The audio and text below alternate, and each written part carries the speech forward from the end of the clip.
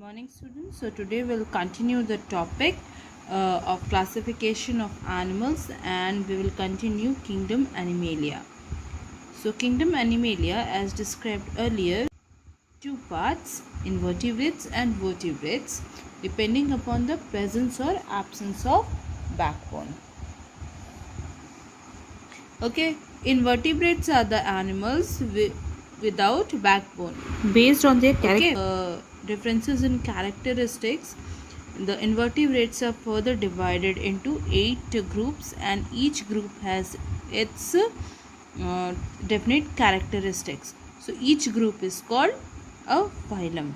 So those groups are Porifera, Coelenterata, Platyhelminths, Nemathelminths, Annelida, Arthropoda, Mollusca, and Echinodermata. Okay, and the vertebrates, the animals with backbone, are further divided into five classes: Pisces or the fishes, Amphibia, Reptilia, Aves, birds, and Mammalia or mammals. See, here you are seeing the pictures of the animals or organisms of the first phylum of invertebrates, that is phylum Porifera or pore-bearing animals. Okay, pori comes from the word porous. Porous means pore, and fur means bearing. So the phylum means porous animals or pore bearing animals. So as you can see, these are the simplest animals which cannot move. So they are commonly known as sponges. So they are found mostly in the sea water. Only a very few occur in the fresh water. You will see their body is perforated with numerous pores, if you can see. Okay, and they may be cylindrical or vast, like you can see the shape, or irregular. Okay, and they are fixed at the bottom or pond of a pond or sea. Okay, so with this porous body, the water enters in the body cavity, and what happens, the water carries oxygen and food. Okay, and there is a single large pore over the top of their body. So what happens, the from this the water which comes inside their body goes out. So they do not have any kind of system like digestive system, circulatory system, or nervous system like us. Okay, the next in the line is phylum Coelenterata. Coelenterata means the animals with hollow gut. The animals in this phylum are aquatic and mostly are marine. Okay, their body have a central hollow cavity, if you will see, and it opens by a single mouth. And you see in the upper side, the mouth is surrounded by numerous tentacles, which are finger-like structures. Okay, so the tentacles have certain cells which helps in production and capture of food. Okay, the common examples you see is sea anemone, hydra, or jellyfish. Okay, so they obtain food with the help of their tentacles, and their bodies are symmetrical, radially symmetrical. Means they can be divided into two identical halves vertically, and they either float on water or stick to the rocks underwater. Now we'll see the next phylum, that is Platyhelminthes. So if you will see the body of the organisms in this kingdom, the body is flat. So the organisms are commonly called as flatworms because the body is thin, soft, and flattened. Okay, so their gut has only one opening which acts as a mouth, as you can see, and as well as anus. That means they take in food and throw waste through the same opening. So most Flatworms are parasitic and live on the host or inside the host.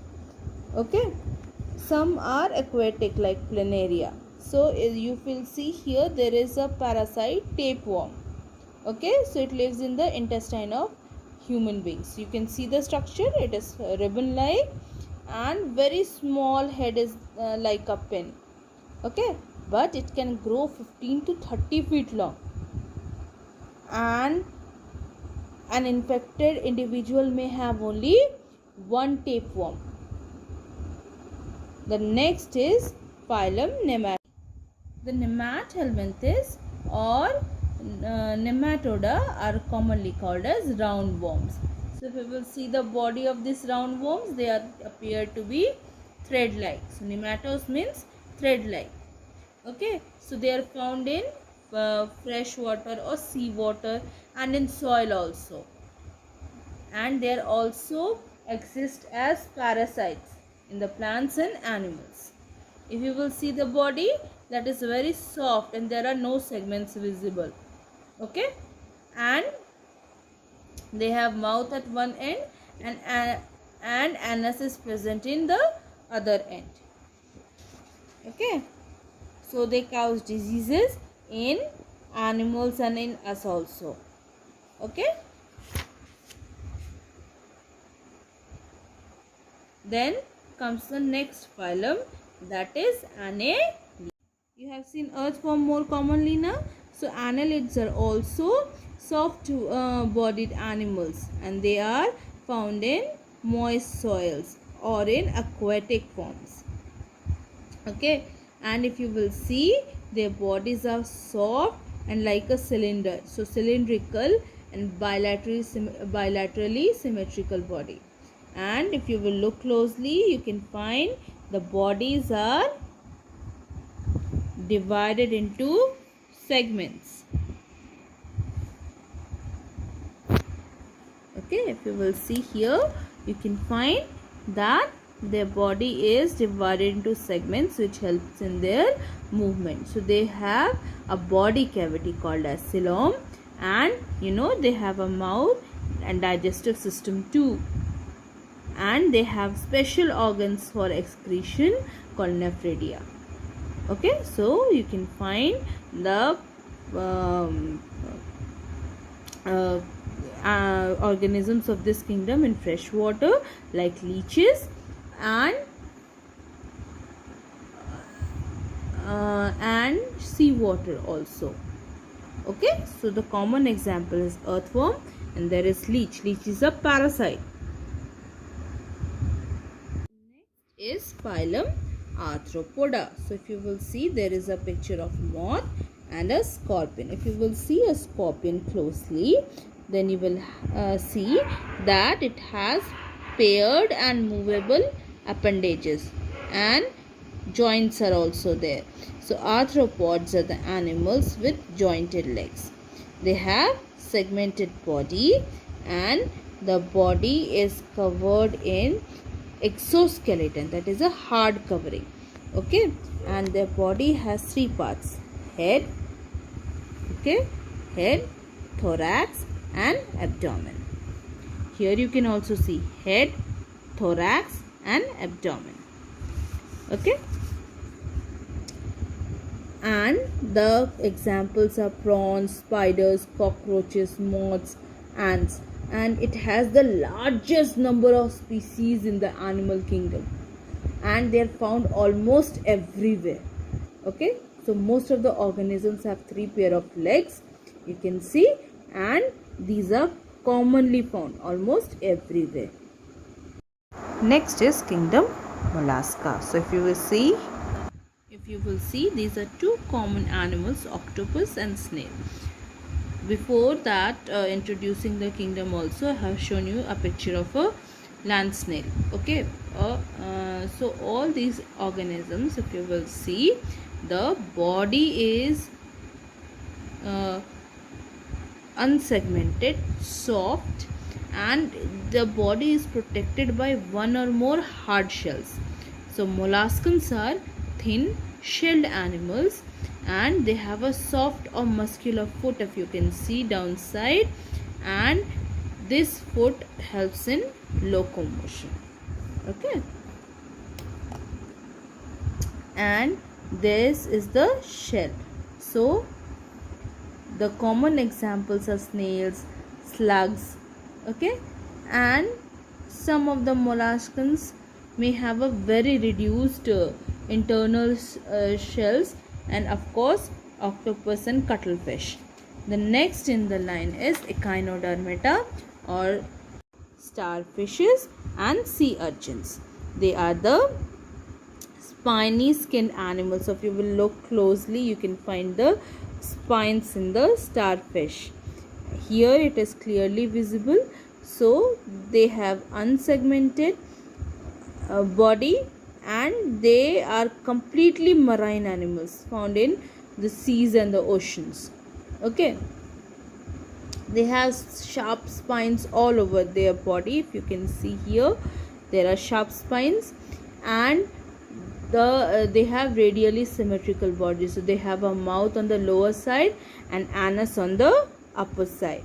Okay, so they have very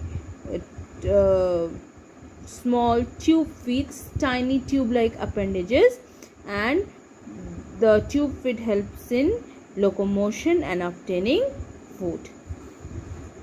Okay, now we'll see the vertebrates. So vertebrates are the animals with backbones. So vertebrates are further divided into Pisces, Amphibia, then Reptilia, Aves, and Mammalia. Let's see the first kingdom, Kingdom Pisces, commonly called as fish. So they are aquatic animals, live in water, found in fresh or salt water, and they have a heart with 2 chambers, and they breathe with the help of gills, and their body is covered with scales, and they have fins for swimming. Okay, they are cold-blooded animals. That means their body temperature changes when there is a change in the temperature of the surroundings. Okay, see, you all know that this is a picture of frog. So frog can live both on land and in water. So such animals which can live both in land and in water belongs to this kingdom, kingdom Amphibia. So they are oviparous like fishes, and they lay eggs to give birth to their young ones. Okay, so the young tadpoles breathe through gills like fish, but the adults breathe through lungs on land, and when they are in water, they breathe through their skin. Okay, so they have very thin, smooth, slippery kind of skin which is moist, okay, wet. So the common examples are frog, toads, okay, and they have a 3-chambered heart, and they are also cold-blooded animals. That means with the change of temperature, they cannot regulate their body temperature like us. The next is the creeping animals or the reptiles. So reptiles, most of them live on land, while some of them live on water also, like this crocodile. So they have a rough, dry covered skins, and they have also scales on their bodies. So they breathe also through lungs, and they have a 3-chambered heart. Okay, so they are also cold-blooded. They also lay eggs, and they lay eggs on the land. That means they come to land to lay their eggs, and their eggs do not have a hard shell like hen's egg. They have a leathery shell, and if you will see, they have 2 pairs of legs, one here and one here. Okay, so the most common are lizards and snakes, tortoises, alligators, etc. So the next kingdom is Kingdom Aves. You can see that is the bird kingdom, animals with feather. Okay, so Aves means birds, the animals with feather. So all the birds belong to this class, and birds are warm-blooded like us. Okay, so with the change in the temperature outside, their body temperature never changes. And if you will see, they have feathers. Their forelimbs, okay, are modified into feathers to fly, and their body is covered with feathers. Okay. And their forelimbs are modified into wings, and hind limbs are used for walking, perching, swimming, and they also breathe through lungs. And they have a very light skeleton because they are flying animals now, so the body has to be light, so the skeleton has air cavities. Beak and no teeth, and they lay eggs which have hard shell. Now we'll see the next class, that is Mammalia. We are also included in this kingdom. So Mammalia includes the animals that produce milk. So if you will see, this is a picture of sheep. Sheep has hair in their body. So sheep is a warm blooded like us, and if you will see on your skin also, there are fine hairs. So we have hairs all over our body, and they are viviparous. That means they give birth to young ones. They breathe through lungs, and they produce milk for their babies, and they have 4-chambered heart. You see, we have teeth, specialized teeth, and ears outside. And what happens? All the mammals have 4 limbs, but the tail may not be present. So in human beings there is no tail, whereas in other animals tails are present. So this is all about the classification of the animals. So for homework, you will test yourself from your book, and you will write the keywords in your notebook. You have to do the question answers by yourself.